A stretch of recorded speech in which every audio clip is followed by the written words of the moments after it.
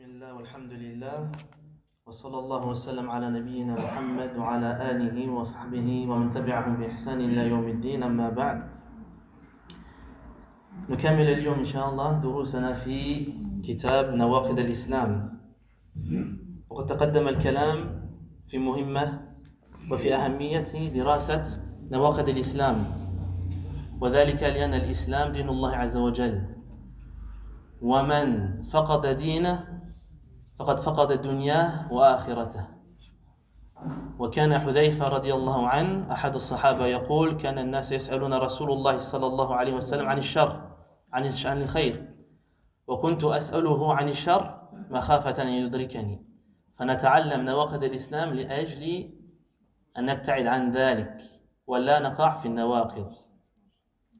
On continue l'explication du livre des annotatifs de l'islam, et on avait vu dans le cours précédent que l'importance d'apprendre les annotatifs de l'islam. Ceci car l'islam est la religion d'Allah Azza wa Jal, et que celui qui perd sa religion, l'islam, perd sa dunya et l'au-delà. Il perd sa dunya par ses œuvres qu'il fera, qui n'auront aucune rétribution auprès d'Allah Azza wa Jal, car Allah n'accepte de ses serviteurs que selon ce que Allah a légiféré.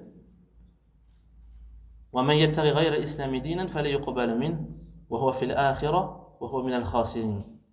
Et quiconque désire une autre religion que l'islam, on n'acceptera pas de lui et sera dans l'au-delà parmi les perdants. Et Hudhayfa, comme on a vu la semaine dernière, un des compagnons du prophète sallallahu alayhi wa sallam, qui disait: les gens entendent du prophète sallallahu alayhi wa sallam questionner le messager au sujet du bien, et moi je l'ai questionné au sujet du mal, de peur que le mal ne me touche. Donc le fait de connaître les annotatifs de l'islam sont importants, ceci afin de s'en éloigner et de ne pas tomber dans ces derniers. Et le but d'apprendre le mal, entre guillemets, comme les annotatifs de l'islam qui sont des choses mauvaises, le fait d'apprendre ces choses-là, on ne cherche pas à travers cela, d'accord, faire le takfir des musulmans, rendre les gens mécréants parce on voit des choses, etc. Non, le but c'est de s'en éloigner nous. D'accord, c'est le fait de ne pas tomber dans les choses qui pourront nous égarer. Ensuite, à savoir que les fuqaha wal ulama, parmi ceux qui sont enracinés dans la science du fiqh et de la ahkam shar'iyya et les jugements législatifs de l'islam, ont vu que l'islam ou ahkam sharia sont venus pour préserver 5 choses.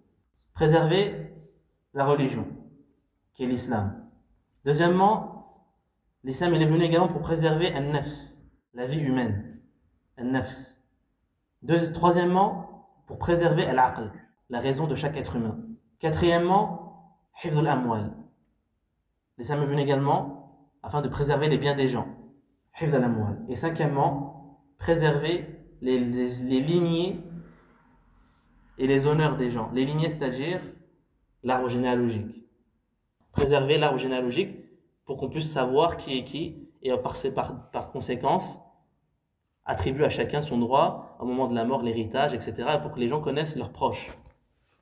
Ça, ce sont les 5 choses que l'islam oblige à préserver et que les savants appellent les daruriyat al-khams, les 5 choses primordiales.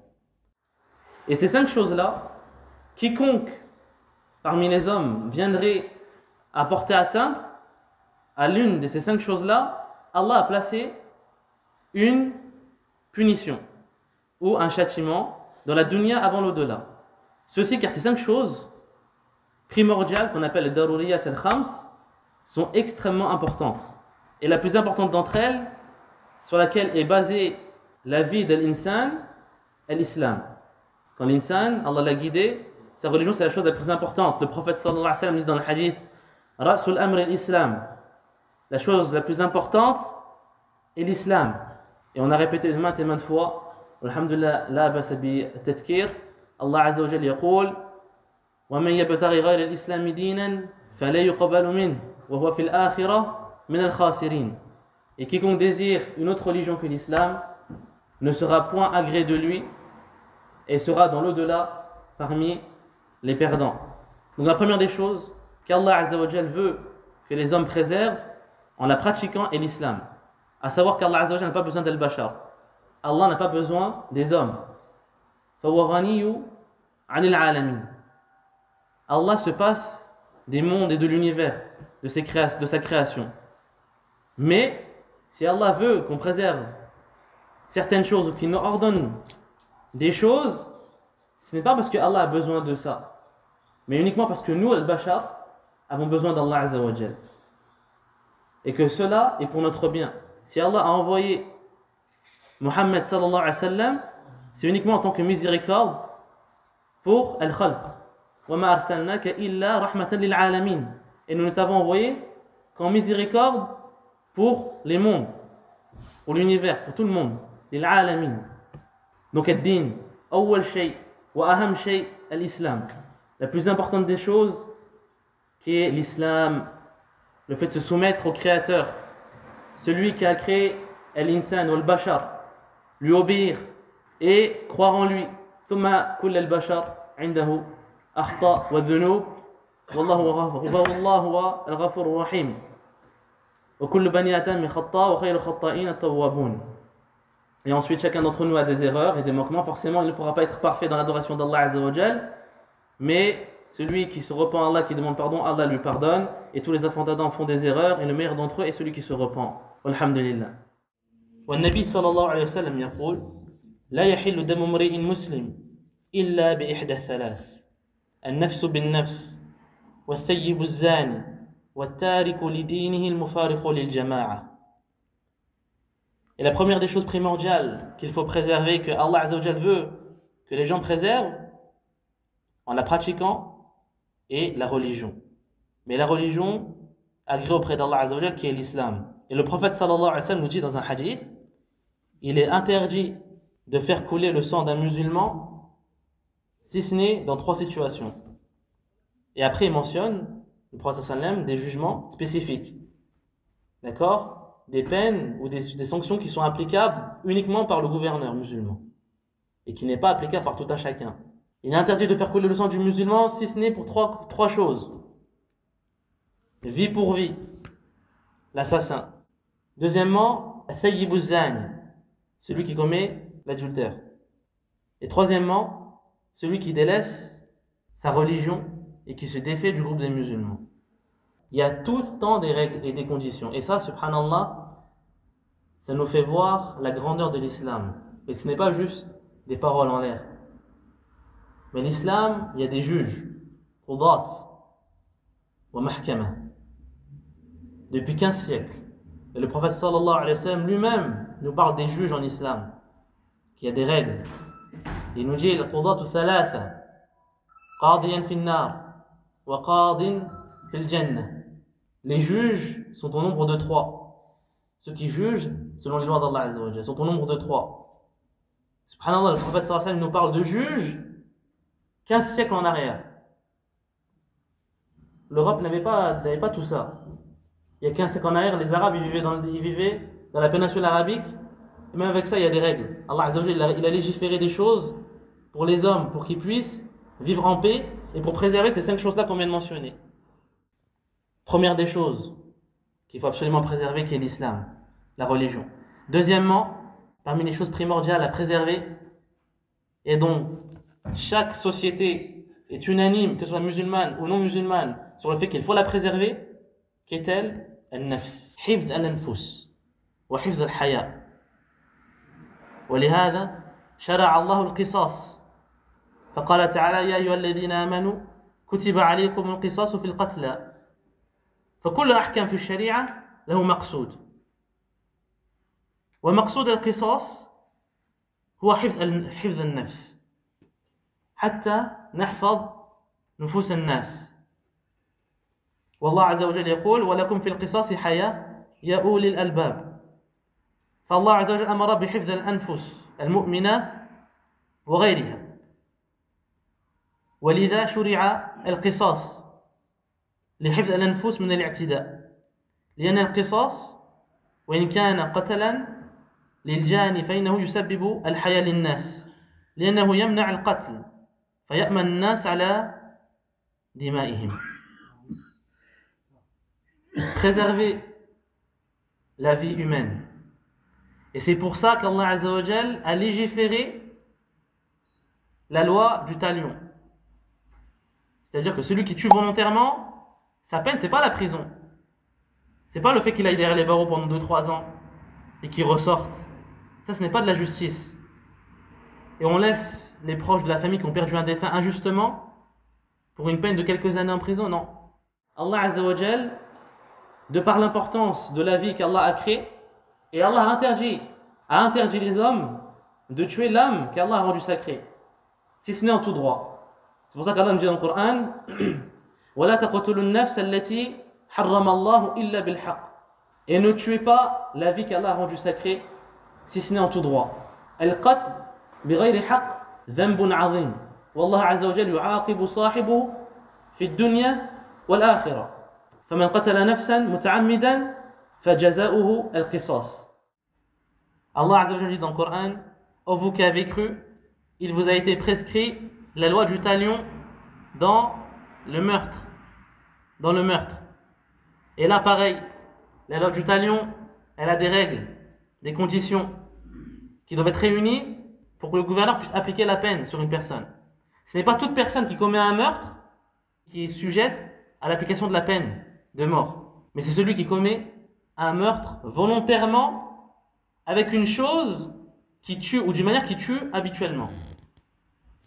C'est-à-dire que celui, par exemple, qui roule sur la route et qui écrase une personne, ici, on ne va pas dire oui, il a tué une personne, on va loi du talion, peine de mort. Non. C'est celui qui tue volontairement de manière qui tue. Celui, par exemple, qui prend une arme, qui tire en pleine tête. Il a voulu ça, il tue une personne. Ici, la peine qu'Allah Azza wa Jalla a légiférée, c'est qu'on lui fasse la même chose qu'il l'a fait. Et là, on rendra justice à cette personne qui a été tuée injustement et dont les proches ont perdu. Mais pas en l'envoyant dans la religion de l'islam, pas en l'envoyant en prison. Ensuite, quand on parle de ça, on parle de ces sujets-là, qui sont les peines, savoir que toute société elle a des peines. En France, il y a des peines, etc. Quand on parle de toutes ces choses-là, on n'est pas en train de dire, d'accord, ou de se révolter contre ça. Les peines, elles sont présentes dans toutes les sociétés. Elles sont différentes selon les pays. Mais nous, ce qu'on est en train de dire ici, c'est que Allah Azza wa Jalla, il a des jugements dans l'islam. Et il faut connaître ces jugements-là pour savoir et connaître l'immensité de l'islam. Et donc en islam, alhamdulillah, pour préserver la vie humaine, celui qui tue volontairement, il sait, normalement, qu'il sera tué. Et c'est comme ça qu'on diminue les crimes volontaires. Si les gens, ils savent que demain, s'il fait des meurtres, il tue volontairement, il est tué. Cela, ça va le refroidir. Fortement. Et donc c'est ainsi que les gens sont préservés des meurtres et les gens sont en sécurité. Mais si la peine d'un meurtre, c'est de la prison, 2 ans, 3 ans, et qu'une personne, elle se dit, elle n'a rien à perdre, elle va tuer quelqu'un qu'elle n'aime pas, faire 2 ans, 3 ans, ou même un peu plus, il va ressortir après. Quelle est la justice en cela, pour la famille du défunt? Et donc Allah Azza wa Jalla a légiféré la loi du talion. Ceci afin de préserver al-nafs, la vie humaine. Et Allah nous dit dans le Coran, et vous avez dans Al-Qisas, la loi du talion, la préservation de la vie, ô vous doués de raison, c'est afin que vous craigniez Allah Azza wa Jalla. Et troisième des choses primordiales à préserver, al-aql, la raison humaine. Et de son immense importance, quiconque viendrait porter atteinte à la raison humaine en se l'enlevant lui-même, d'accord, ou en étant une cause pour que les gens la perdent, Allah Azza wa Jalla également a placé ici des punitions et des sentences qui ont pour but d'empêcher les gens de porter atteinte à la raison humaine. Si Allah Azza wa Jalla a mis en place des règles, des sanctions dans la dunya, d'accord, pour celui qui juge avec les lois d'Allah Azza wa Jalla, si Allah a placé ces sanctions-là, c'est uniquement pour préserver, d'accord, al-bashar min kulli shar, pour préserver l'homme des choses mauvaises. Et donc la raison humaine. Allah Azza wa Jalla dit dans le Coran, وَلَقَدْ كَرَّمْنَا بَنِي آدَمَ وَحَمَلْنَاهُمْ عَلَى الْبِرِّ وَالْبَحْرِ. Nous avons certes honoré l'enfant d'Adam et nous l'avons porté sur terre comme sur mer.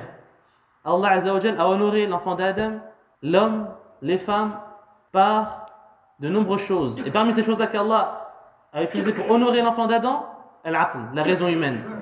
la raison à travers laquelle l'homme raisonne, réfléchit et arrive à discerner certaines choses d'autres. À l'inverse de al-bahahim, وغيرهم من المخلوقات سوى الجن. À l'inverse des bestiaux et d'autres créatures autres que les djinns. Car les djinns aussi, al-bashar, les djinns seront ramenés Yawm al-Qiyamah pour rendre des comptes. Et si on rend des comptes, c'est uniquement parce que aussi eux ont le choix de choisir la guidée de l'égarement. Comme al-bashar, lahu indahu ikhtiyar. Également l'homme, il a le libre arbitre de choisir ses actes. Fallahu la yadhlimu ahadan. Allah Azza wa Jalla n'est injuste envers personne. Faman wajada khayran falyahmadillah. Wa man wajada ghayra dhalika fala yalumanna illa nafsah. Quiconque donc Yawm al-Qiyamah trouvera dans son livre les bonnes actions, alors qu'il loue Allah Azza wa Jalla. Et quiconque trouvera l'inverse, alors qu'il ne blâme que sa personne.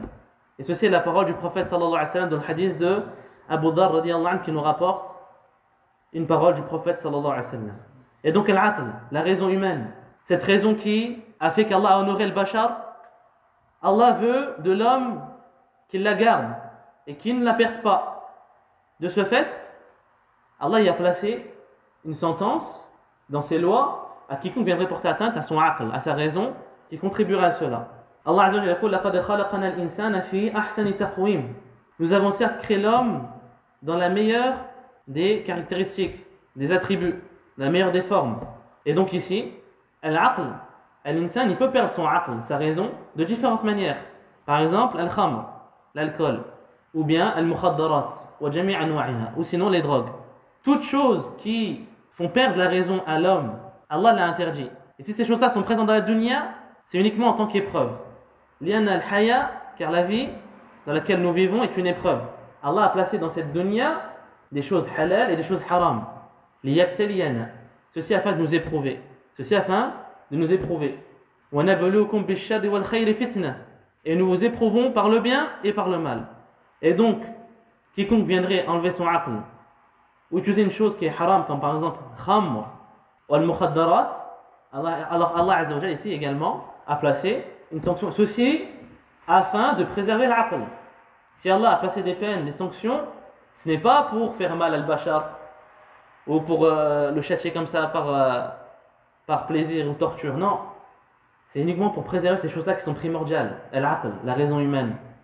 Et avant ça, on a dit al-nafs, la vie, wad-din, la plus importante des choses d'islam.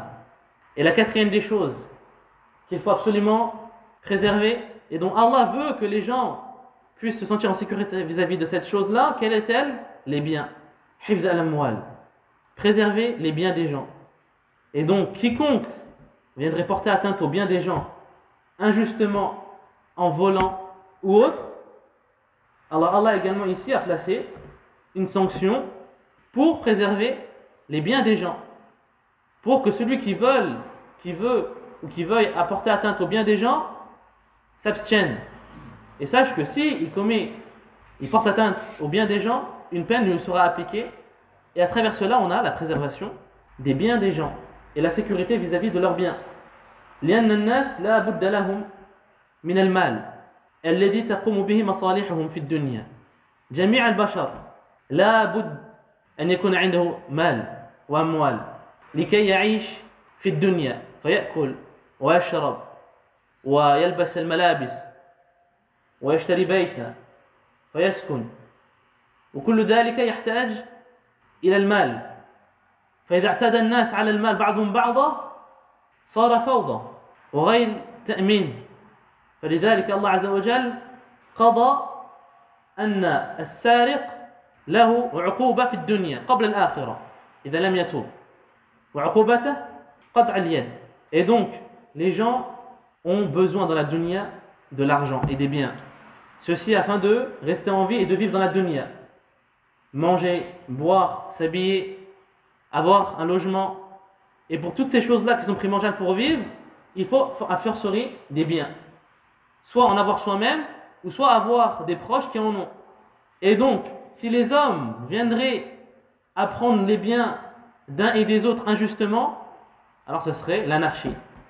Ce serait l'anarchie.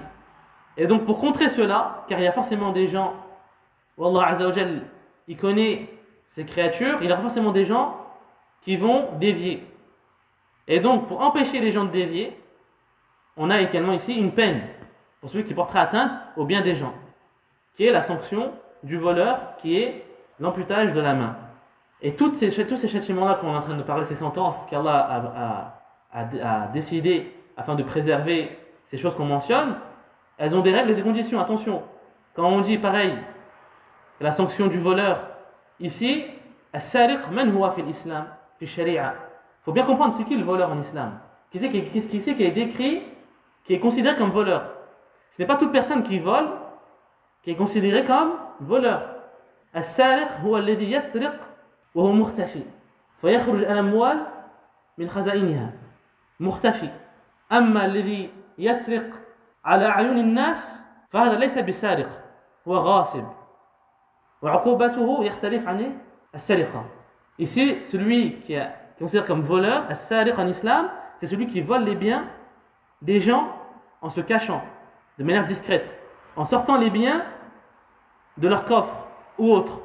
Et donc celui qui vole aux yeux des gens, en la présence du propriétaire des biens, ici, il ne rentre pas dans sariq en islam.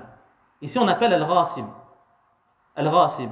Et sa punition est différente. Le hakim, le gouverneur fait une sentence selon ce que lui il voit concernant cette personne-là.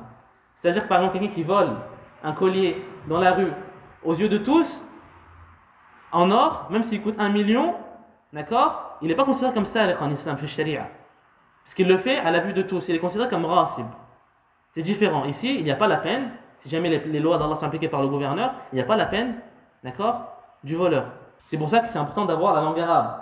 Et ici, on ne peut pas traduire ghasib et sariq par autre chose que voleur. Les deux, on appelle ça voleur en français. Mais en arabe, c'est différent. Et donc, il y a des lois, il y a des conditions pour chaque peine qu'on mentionne.